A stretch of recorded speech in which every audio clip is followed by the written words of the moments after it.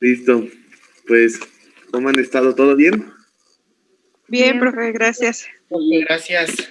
En el trabajo. Perfecto, Eric. Ahí, atento. No, pues ya me pasé de mi horario. Se supone que ya debo de salir, pero sigo todavía. No, pues entonces, ya cuando, si me dan la oportunidad de darles derecho laboral, ya estaremos platicando de todo eso. Imagínese. Desde ahorita ya dígale, profe, para que exija sus derechos. No, de repente hay una contradicción entre el ser y el deber ser. Entonces, no todas las legislaciones, por más románticas que sean, pueden aplicarse de una manera contundente. Pero, bueno, antes de apasionar, que me gusta mucho el derecho laboral, así, no he tenido la fortuna de desarrollarme totalmente en esa vía, pero sí la conozco muy bien, ¿no? Entonces, ¿en qué nos quedamos la clase anterior? La pregunta es un poco retórica porque claro que sé que en qué nos quedamos, pero me gusta que recuerden o hagan el ejercicio de recordar. Bueno, yo alcancé a notar, profe, buenos días, la forma solidaria como de pago, que se dividía, bueno, o sea, que se debería dividir entre cualquiera de los deudores y cualquiera podía esta deuda en la solidaria, ¿no? La forma solidaria. La mancomunada, bueno, se mancomunaba un porcentaje a cada uno y se tiene que hasta ahí yo me quedé con los apuntes porque como iba muy rápido, fue lo que alcancé a notar. Ok, perfecto. Entonces vamos a hacer ahí una recapitulación pequeña. Hablábamos de lo que son las obligaciones, ¿no? Y les quiero comentar algo. Déjenme ver si está Alicia conectada. No está Alicia, ¿verdad? No, creo que no, profe. Ok. Bueno, lo que pasa es que, como notaron, la semana pasada titubeé un poco. Luis, todavía no nos toca con ustedes. Yo pensaba que era ahorita. No se preocupe. Dale, profe, gracias. De nada. Buen día, nos vemos. Sí. Bueno, les comentaba que como vieron, titubeé un poco la semana anterior al iniciar y por eso preguntaba qué les habían enseñado, porque previo al inicio de la clase, pues yo analicé lo que es el temario y gran parte del temario pues va de Derecho Civil 2, como ya lo advertía yo, hablaba del tema de obligaciones. Entonces ahí hay un pequeño problema, sin embargo, vamos a reiterar el tema, por eso a lo mejor vamos a ir un poquito más rápido para poder alcanzar a ver lo que no vimos en el curso anterior, ¿no? Que me decían que fue la profesora Rizo. Entonces, a lo mejor hubo una confusión, no sé, con ella, pero pues para eso estamos, ¿no? Para cubrir esos pequeñitos detalles. Entonces, ¿qué les comentaba? Hablamos de lo que es las obligaciones, ¿no? Y alcanzamos a definir la obligación, hablamos de los elementos de las obligaciones, ¿no? Señalamos que eran 3 elementos base, que era el sujeto, el objeto y la relación jurídica que existía, ¿no? Con eso, pues nos quedamos. En cuanto al sujeto, pues nosotros empezamos a analizar que eran 2 partes, ¿no? El acreedor y el deudor, y al decir 2 partes no quería decir que fuera divorciado, ¿no?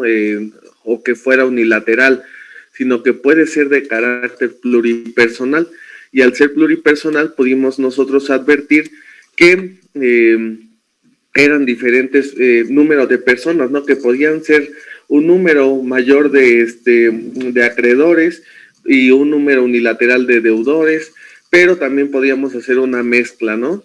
Entonces, ¿eso para qué nos iba a servir? Para saber cómo se habían sujetado las obligaciones Ay, tengo como que aquí un cabellito, perdón, es que traía el casco de la moto y venía corriendo, pero bueno, entonces les decía que hablamos de cómo se sujetan las obligaciones y dijimos, no todas las obligaciones se pagan igual. Tenemos a veces la concepción de que le íbamos a cobrar a cada uno la parte que le correspondía, ¿no? Pero vimos que se podían sujetar de diversas maneras, que había formas de carácter mancomunado, de carácter solidario, ¿no? Y las que son también de carácter indivisible, que son con las que cerramos la clase anterior. Pero ¿a qué se refería esto? ¿Cómo podían concurrir los sujetos, ¿no? Que había obligaciones simples y obligaciones de carácter complejo. Las obligaciones simples no iban a ser otra cosa que de uno a uno, ¿sale? Cuando hay un acreedor y hay un deudor. Por ejemplo, si yo con Estela me celebro un contrato de compra-venta, ahí no hay ningún problema, ¿no? Porque yo sé que Estela me tiene que pagar todo el dinero y yo le tengo que dar a ella el objeto, entonces pues no hay como mayor complejidad, ¿no? Y lo mismo pasa si yo celebro un contrato de arrendamiento únicamente con Alan, ¿no? Él me tiene que pagar la renta a mí y yo le tengo que proporcionar el bien inmueble, ¿no? En el cual él va a habitar. Pero ¿qué pasa cuando hablamos de más personas, de más sujetos dentro de esta relación jurídica de obligaciones? Pues ahí es donde tocamos el tema de las obligaciones de carácter complejo. ¿Cómo se van a pagar? ¿Cómo se van a satisfacer todas y cada una de las obligaciones? Las tres formas complejas a las que se pueden someter las obligaciones de carácter mancomunado, las de carácter solidario y las de carácter indivisible, siendo las primeras, las de carácter mancomunado, cuando el pago se divide, ¿sale? Cuando, si a mí me deben 2 personas 50,000, cada uno me tiene que pagar 25,000, ¿sale? A eso nos referimos con una obligación de carácter mancomunado que se puede dividir. Y hablamos de la de carácter solidario, cuando el pago debe de hacerse por entero, ¿sale? Hablábamos del ejemplo del pastel, ¿no? Que si yo le vendo un pastel a Sayuri y a Leslie, pues ellas me tienen que pagar el pastel completo, no me interesa quién me pague más o quién me pague menos, eso ya no es mi problema, pero al momento de entrar en la satisfacción de la obligación, digamos que yo quedo con Sayuri y con Leslie en entregarles un pastel en Metro Nesa, ¿no? Y llega Sayuri a recogerlo y me dice, tenga, profe, lo del pastel, y me da nada más la mitad, y le digo, no, ¿cómo crees? Me tienen que pagar completo, ¿no? Porque a pesar de que yo quedé con las 2 personas, la obligación se tiene que satisfacer de forma completa, ¿sale? Entonces, ella me tendría que pagar completo, o si llega Leslie nada más, ella me tendría que pagar el completo de la satisfacción de la obligación. Profe. Ulises. Perdón.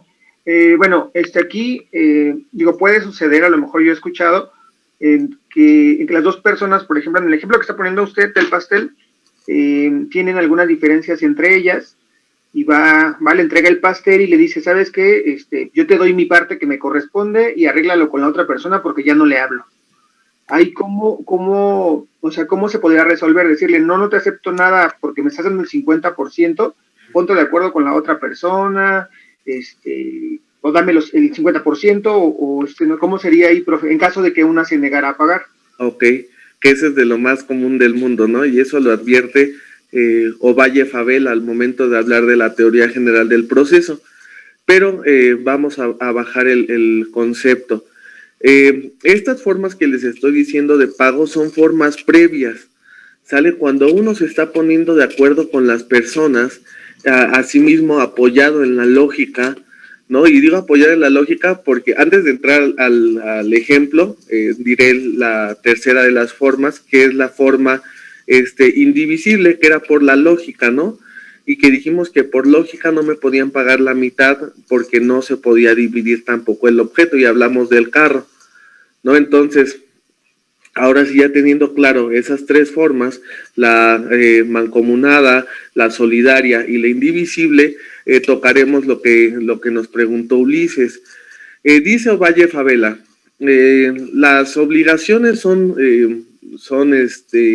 como el punto principal para llegar a una controversia en materia, en la materia que quiera, ¿no? Él habla de la materia civil porque escribió el libro de Teoría General del Proceso, pero agarra y dice, la obligación se establece y si no se llega a un acuerdo en el cumplimiento, llega una problemática.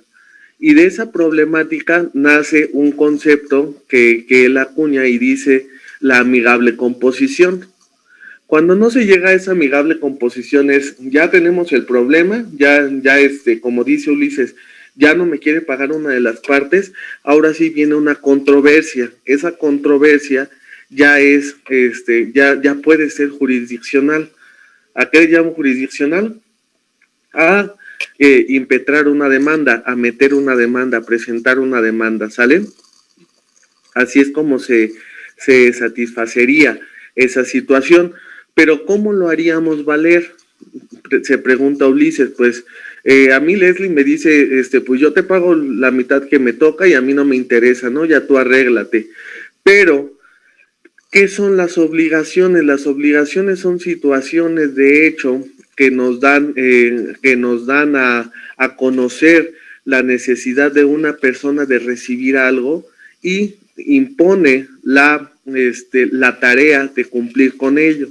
¿Sale? Así lo alcanzan a definir algunas personas que no son juristas, que bajan el concepto a un poco más fácil y así lo dicen. Entonces, a mí Leslie, por más que me diga, no tiene forma de excusarse de esa obligación, ¿sale? Por más que ella me dé razones, si nosotros ya quedamos en la forma de cumplimiento de forma solidaria, o sea, que deba de hacerse por entero, a mí no me interesa que ella se haya peleado, ¿no? Ella tiene que pagarme completo si yo lo elijo, y al yo elegirlo así, ella tiene que ver cómo le hace, pero cumple conmigo. Y si ella no cumple conmigo, pues entonces yo tendría que demandar a las dos.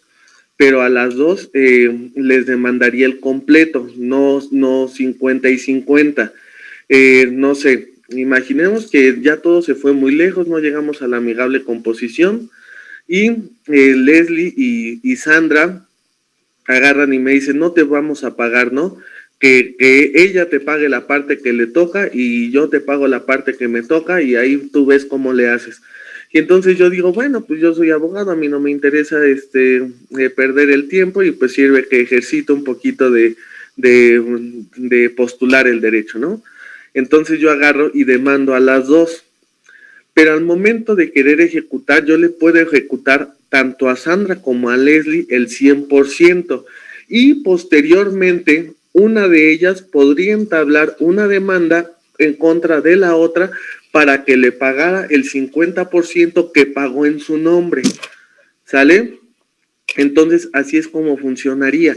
Y por eso nosotros debemos de tener cuidado al momento de contraer una obligación para saber cómo se va a satisfacer, ¿sale? Para dar por entendido cómo es que se va a llevar a cabo la satisfacción de cada una de las obligaciones, puesto que si no lo establecemos es donde vienen los problemas. Y sabemos que la claridad entre nosotros como, ustedes como futuros abogados, deben de tener al momento de expresarse.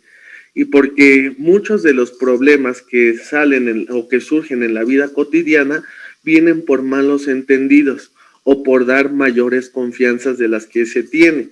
Eso al menos es la experiencia que tengo ya en el rango profesional, ¿no? Así todos llegan y me dicen, oiga, pues es que le presté. ¿Y le prestaste y te firmó algo? No, pues nunca le hice firmar nada por la confianza que tengo, pero pues ya se hizo guaje, ¿no? Entonces, ahí vemos la falta de claridad y es donde nosotros debemos de entrar para saber cómo es que se sujeta esa obligación al pago, ¿sale? Y de esa forma poder determinar contra quién y de qué forma le podemos ejecutar.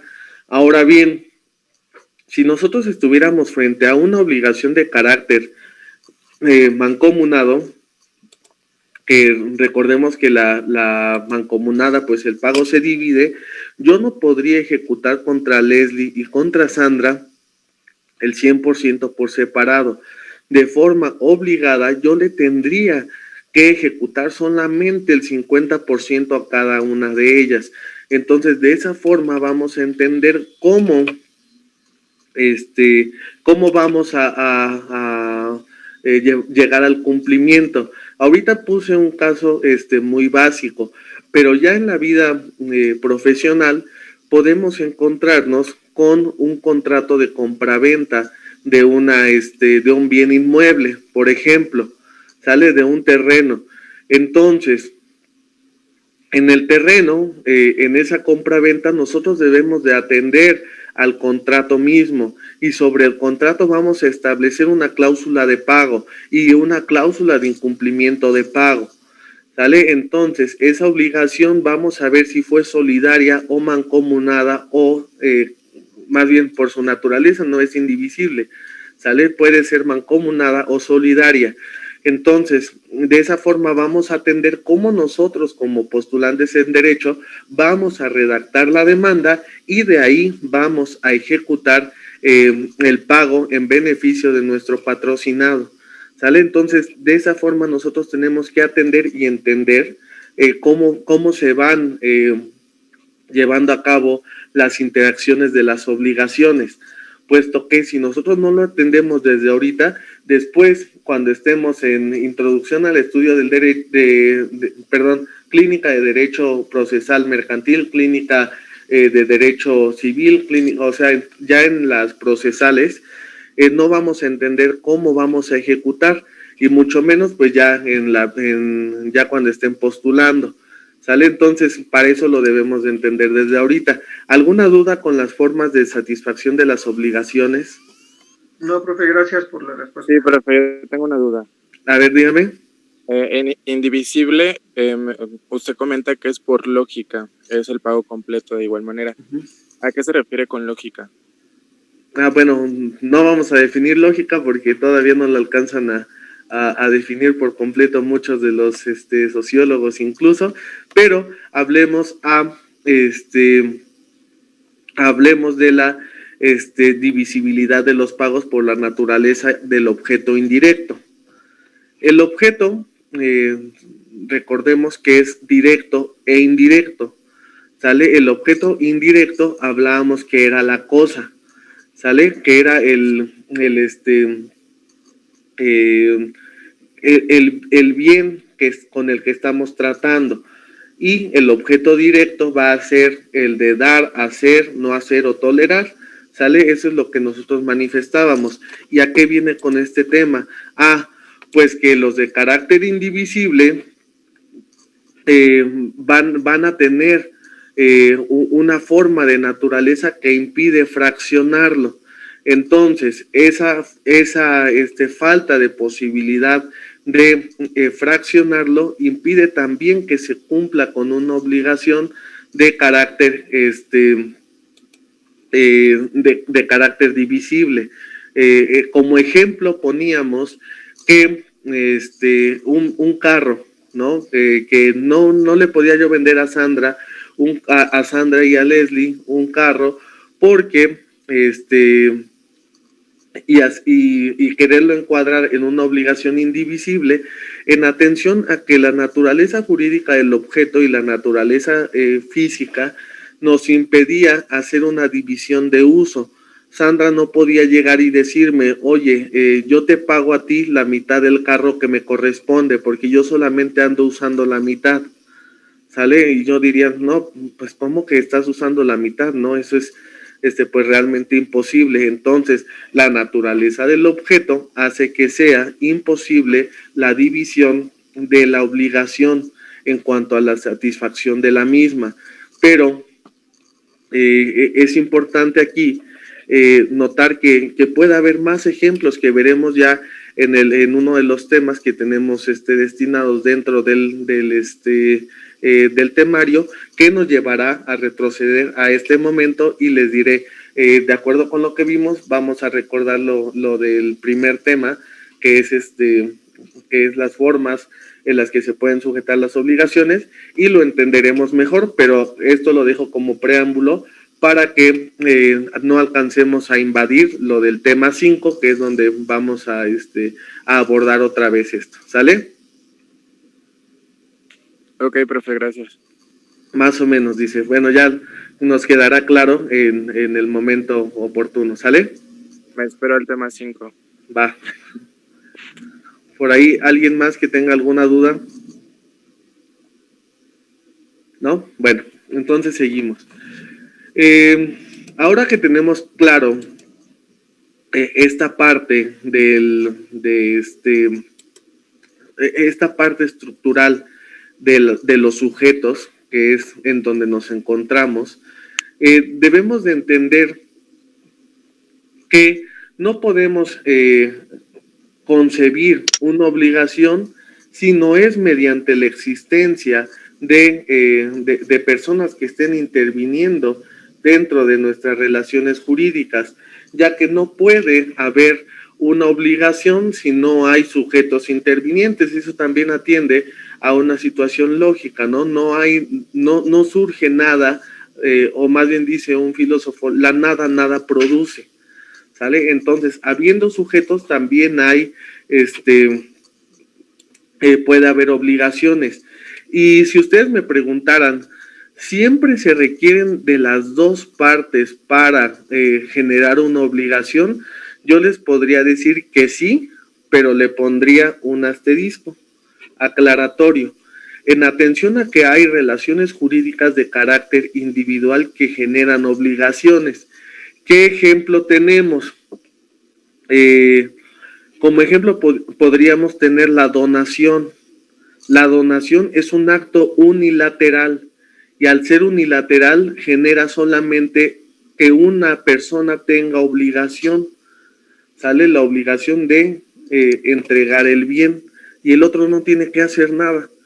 Otro ejemplo sería, como ejemplo también de contrato unilateral, podría yo decir que, bueno, no explicaré la gestión de negocios, pero sí puedo explicar el testamento. El testamento es el documento por el cual una persona dispone de sus bienes para después de su muerte, ¿sale? Así lo podríamos definir.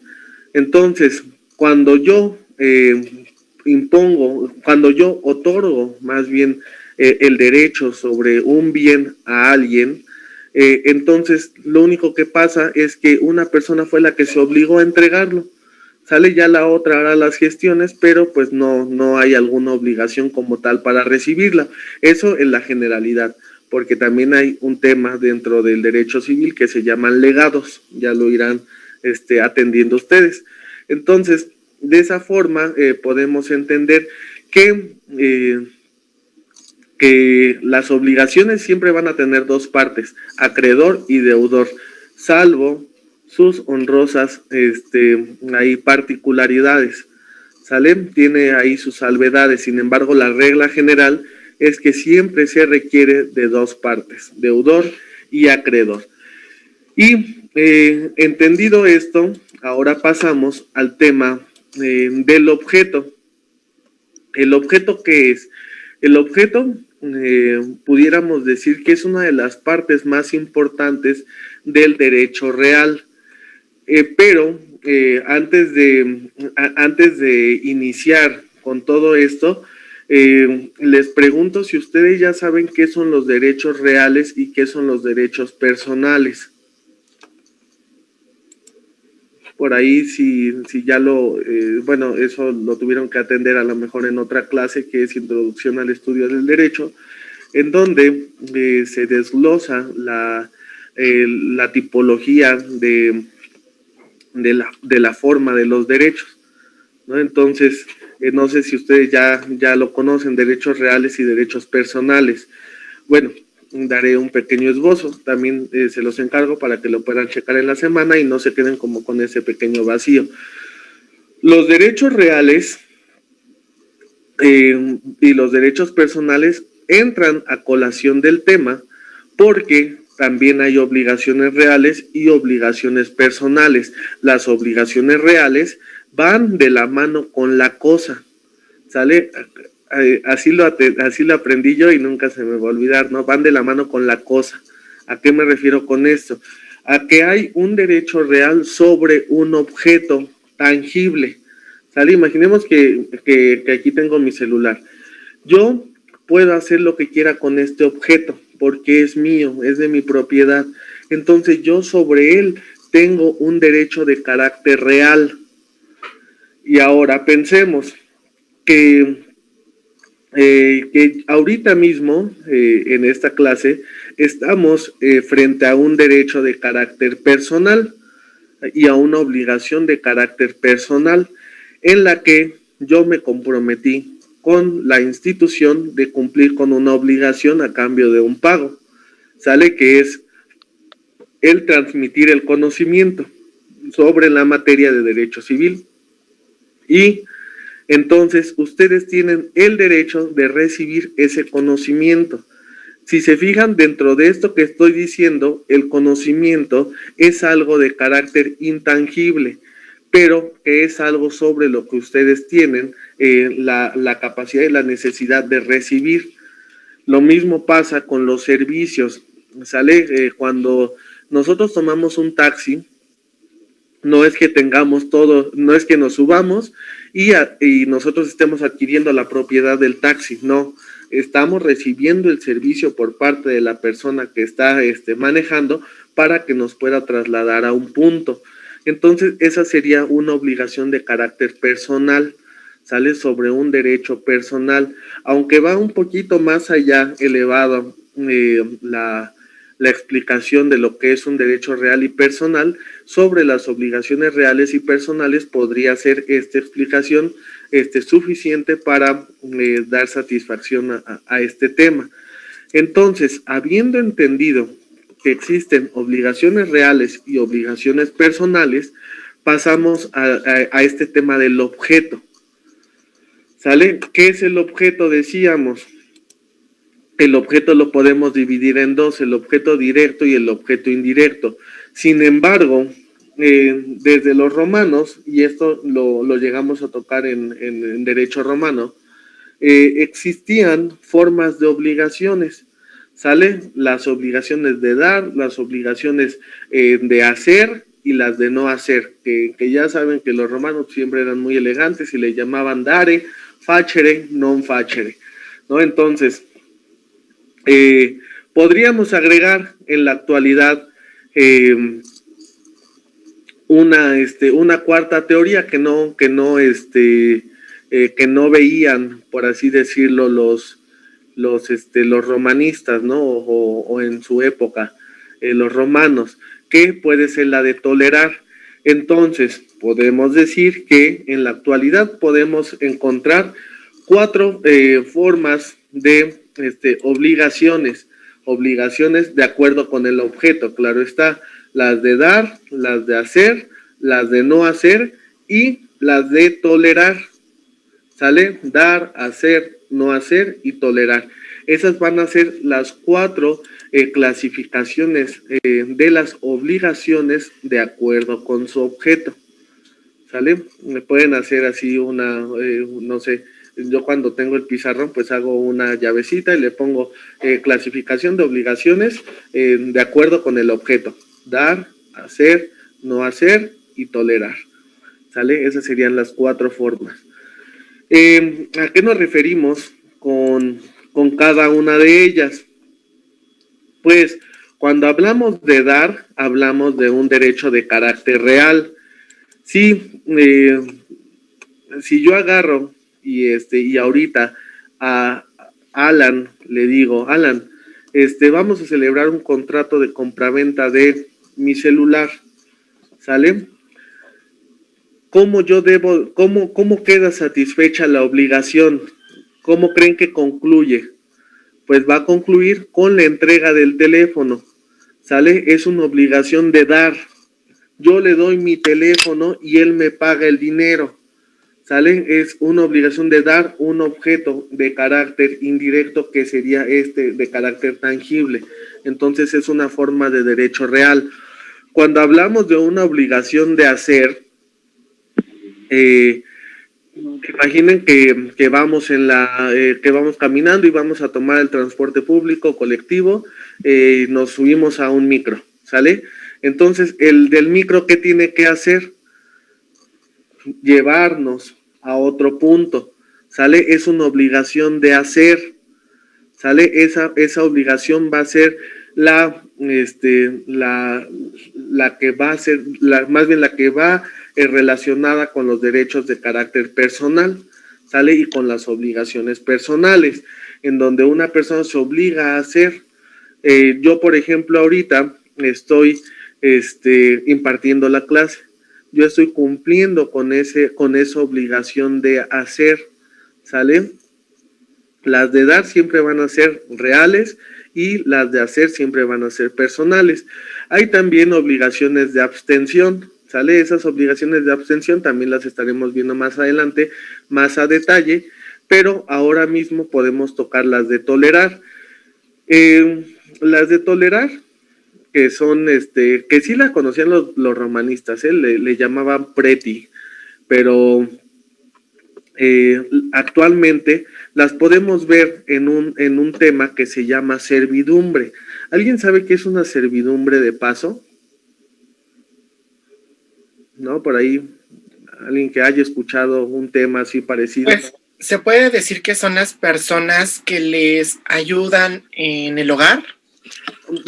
Bueno, esa sería otra acepción, ¿no? De la palabra servidumbre. Recuerden que en el derecho...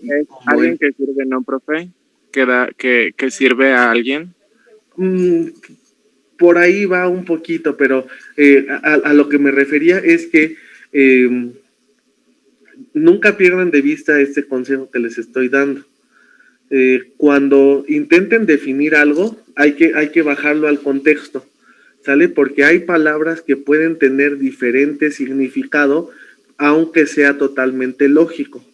Las dos definiciones que me dieron son totalmente adecuadas, pero en otro contexto, ¿sale? La servidumbre de paso en materia civil tiene otro significado.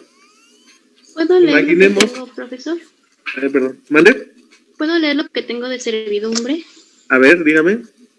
Se entiende por servidumbre aquel derecho real que afecta al dominio de un bien inmueble, limitando algunos de los derechos inherentes a la propiedad y obligando al titular del bien a permitir a uno o más, en virtud de la misma, realizar determinadas actividades. Bueno, exactamente, esa es como una definición de servidumbre de paso, pero se escuchó un poquito complicada, ¿no? Ahorita que vamos empezando, pues no la logramos entender, porque habló de varias cosas, ¿no? De primero que era un derecho de carácter, ¿qué? ¿Personal o real? Real. ¿Real? Real. Perfecto. Entonces va sobre una cosa.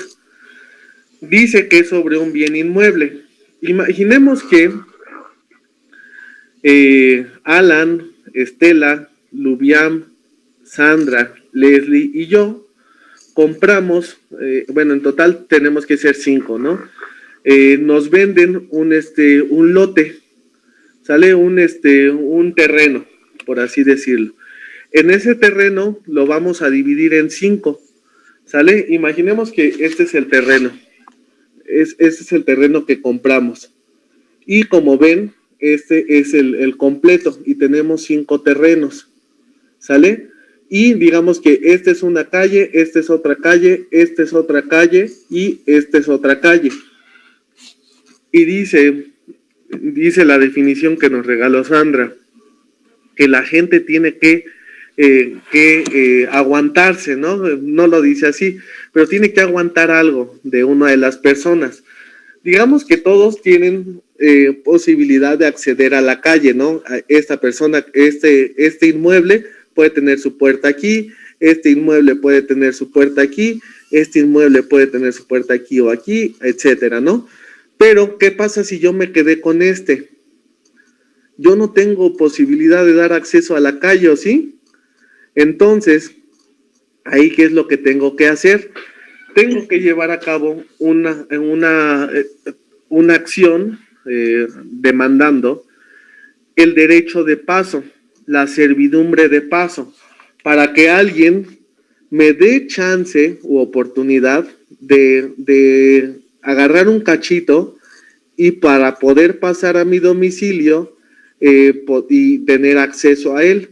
Entonces, por eso se le llama una obligación de tolerar, ¿sale? Porque esta persona de aquí estaría tolerando que yo pasara por su domicilio o por su inmueble para poder llegar al mío, ¿sale? Y eso es muy común en ese tema de los terrenos. Yo lo veía en mis clases de civil, y yo decía, pues eso cuándo se va a usar, ¿no? Pero ya en la vida cotidiana lo he usado por lo menos 3 veces. Entonces, eso es una servidumbre de paso, ¿sale? Ya cuando ya tenemos entonces una nueva palabra o un nuevo concepto en nuestro haber jurídico, ¿sale? Que tienen que ir ahí, pues abonándole. Y con esto podemos encontrar que los tipos de obligaciones son esos, son 4: dar, hacer, no hacer y tolerar. Dar un objeto es generalmente eso, un derecho de carácter real. Hacer es una obligación de carácter personal, llevar a cabo una acción. La de no hacer es una omisión de una acción, sale por obligación. Y tenemos una cuarta, que es la de tolerar, que podemos encontrar mejor entendida con este ejemplo que les di en esa figura jurídica que se le llama servidumbre de paso. ¿Vale? ¿Alguna duda hasta aquí? ¿Aplicaría la acción de no tolerar también como una quinta? Ahí hay una pelea doctrinal, entre que se puede negar o no se puede negar, pero dice el derecho, hablando de derecho procesal, y digo ya de derecho procesal porque, ¿qué tal si a usted, Alan, es al que le va a afectar? ¿Sale? ¿Qué tal si usted es el dueño de este inmueble? ¿Sale? Usted se puede intentar negar a darme el paso, ¿no? Y usted puede decir, no, yo tengo el derecho de no tolerar, pero el juez tendrá que hacer, hablando de derecho procesal, un ejercicio de ponderación. La ponderación es poner los derechos de cada uno sobre una balanza para ver cuál pesa más. Entonces, el juez, ya en el derecho procesal, así lo explican los que son partidarios de que no existe la obligación de no tolerar, tendría que decir, Alan, lo siento, que Gustavo te pague una cantidad de indemnización por llevar a cabo ese acceso, pero es realmente necesario que él tenga el paso, ¿sale? Pero lo que Alan puede hacer es decir, pues es que aquí no es viable, mejor dígale a Sandra, ¿no?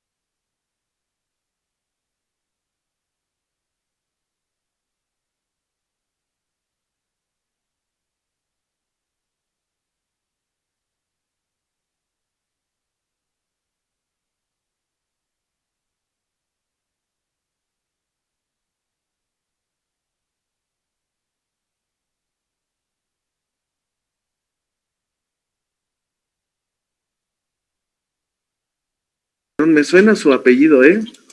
Sí, es que mi hermano también está. Ah, ok. Perfecto, que... Sí, Ah, nada más que... ya me acordé de que me mandó un mensaje la semana pasada. Sí. Ok, bueno, pues, pero creo que usted sí está en la lista, ¿eh? Ah, ok. Sí, sí está. Sí, nada más para avisarle porque la semana pasada no me conecté. Ok, bueno. Sí me comentó algo su hermano. Pero Sí. bueno, seguimos con el tema para ya cerrar. Entonces, Gracias. eso es lo que dicen, Alan, los no partidarios, ¿no? Que dicen, a ver, puede estar muy padre la negación de la posibilidad del derecho, pero también existe una posibilidad de ponderación por parte del juez al momento de llevar a cabo el ejercicio de una acción. Ahora imaginemos que usted y yo compramos un inmueble de esta calidad y que solamente el acceso puede estar por aquí. Yo le puedo demandar la servidumbre de paso para poder tener salida y acceso a mi bien inmueble, porque la imposibilidad física me establece que no puedo salir por aquí, después irme por acá, ni por aquí, ni irme por acá. Entonces, ahí la capacidad de tolerar, pues no se puede aceptar, y tendríamos que entrar a un ejercicio de ponderación en donde yo le tendría que pagar sí una cantidad por indemnización, pero también lo es que no hay posibilidad de que usted se niegue, porque estaría vedando el derecho que yo tengo de acceso a mi propiedad, ¿sale? Eso es lo que dicen los que son no partidarios, ¿sale? Profesor. Profe, Ajá. adelante, Estelita. Muchas gracias, Oscar. A ver, profesor, en el caso de un terreno que se divide en 3 partes, son 3 hermanos, la parte de la planta baja se divide entre 2 y la de la parte alta es en uno solo. Ahí, por ejemplo, si las 2 partes que están en la planta baja no quieren acceder a dar una parte de terreno, por decirlo, para que el de arriba tenga acceso, porque es muy pequeño, ¿qué es lo que se puede hacer ahí? Demandarles para que por ministerio de ley y decreto judicial, o sea, mediante una sentencia, el juez ordene que le tienen que dar acceso. Sale de esa forma, sea que les tenga que pagar a los dos una indemnización y hacer y poder construir un acceso o pasar por los mismos, pero es obligatorio, nada de que no queremos porque el hermano nos cayó mal y no vio por nuestro papá, no. Y lo digo porque es lo de la vida cotidiana, así llega la gente pensando que eso pueden decir, pero el juez dice, no, espérense, no es que quieran o que les caiga bien o mal, él tiene un derecho de acceso, ¿sale? Porque tiene un derecho real sobre una parte correspondiente de ese inmueble. Por lo tanto, concedo la servidumbre de paso en beneficio de tal y en detrimento de tales personas. ¿Vale? Perfecto. Lubián, Okay, iba a preguntar algo. Muchísimas gracias. De nada.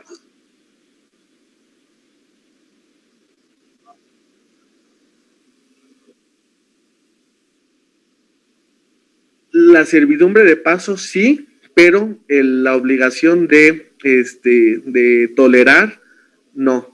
Tiene más ejemplos que también los estaremos viendo por ahí del tema 5, pero quiero que lo dejen así ubicado. ¿Sale? Profe, yo tengo una duda. Dígame, Fren. Bueno, no sé si estoy del todo bien. Estábamos hablando de carácter real y personal. En el caso de no hacer, es una omisión de una acción, ¿no? Ajá. En este caso, ¿qué se puede tomar tanto de carácter real como personal? Y bueno, en el caso de tolerar de la servidumbre de paso, ¿puedo hacer puedo intervenir con esta de no hacer también? Haciendo un ejercicio de encuadramiento, yo me atrevería a decir que esas obligaciones se encuadran en las de carácter personal, no de forma estricta, pero sí de forma,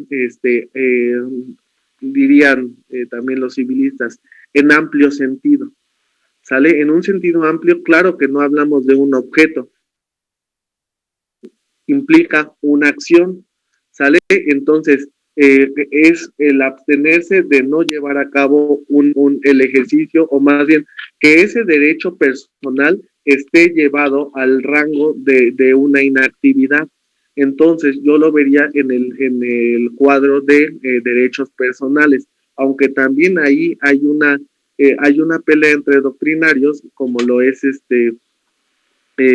Lucerito Floralín, de algo así, que tiene un libro de introducción al estudio del derecho, que dice que no la podemos encuadrar en ninguna, pero ya hay otras teorías más armónicas que dicen lo podemos llevar a ese punto, ¿sale? Entonces, no de forma estricta se puede encasillar el de no hacer y el de tolerar en un derecho personal, pero sí cumple con muchas de las características para decir es de carácter personal, y no podemos decir que es de carácter real, en atención a que no estamos hablando de una cosa de forma tangible. ¿Vale? Ok, profe. Gracias. Bueno, entonces ahora sí me despido y Oscar, dígame. Antes de que se vaya, entonces también este tema puede influir también ahorita en los cambios que hubo de WhatsApp, en sus cambios de política. Las políticas son lo podríamos encasillar en la prestación de un servicio. Los servicios son obligaciones de carácter personal, no de carácter real. Sin embargo, ahí atendemos a cuestiones de políticas de uso de una aplicación. Y no aplicaría porque lo están publicando, están dando un aviso donde se está dando a conocer qué es lo que van a hacer con esos datos que recopilan o algo similar. O sea, no sería una cuestión de tolerarlo o no, o de que aplicara, porque no es, o sea, básicamente ellos son los que prestan el servicio y ellos son los que te dicen, oye, con este servicio que yo te brindo voy a hacer esto, y esto, y esto, y esto, ya tú decides si lo aceptas o no. Que es una forma de contrato, ¿no? Y hay una... Es diferente. Van a conocer cuando vean los contratos que hay contratos de carácter adhesivos. Los contratos adhesivos son aquellos por medio de los cuales las dos personas no acceden a la negociación del clausulado, sino que es una persona de forma unilateral la que lleva a cabo el movimiento dentro de los mismos. Entonces, ustedes tienen la libertad de usar o de no usar ese servicio, en tanto que ellos son los que están poniendo las reglas del mismo. Sí, los términos. Uh-huh. Ok, profe. Ok, muchísimas gracias. Podríamos encasillarlo, pero sería peligroso entrar en ese rubro del derecho, en atención a que serían otras leyes y otras materias las que podrían regular eso, ¿no? Como lo es el derecho de confidencialidad, ¿no? En cuanto al uso de los datos personales, que va de la mano con otra materia y con otra legislación, pero que no corrompe con ningún tipo de sentido, porque hablamos de un contrato y estás en la libertad de usar o no el servicio. ¿Sale? Ok. Sí, profe, muchas gracias. Pero bueno, ahora sí, sin más por el momento me despido, deseando que tengan un excelente fin de semana y que sean felices. ¿Sale? Muchísimas gracias, profe. Igual para usted. Gracias, nos vemos. Excelente fin. Excelente fin. Luego. Gracias.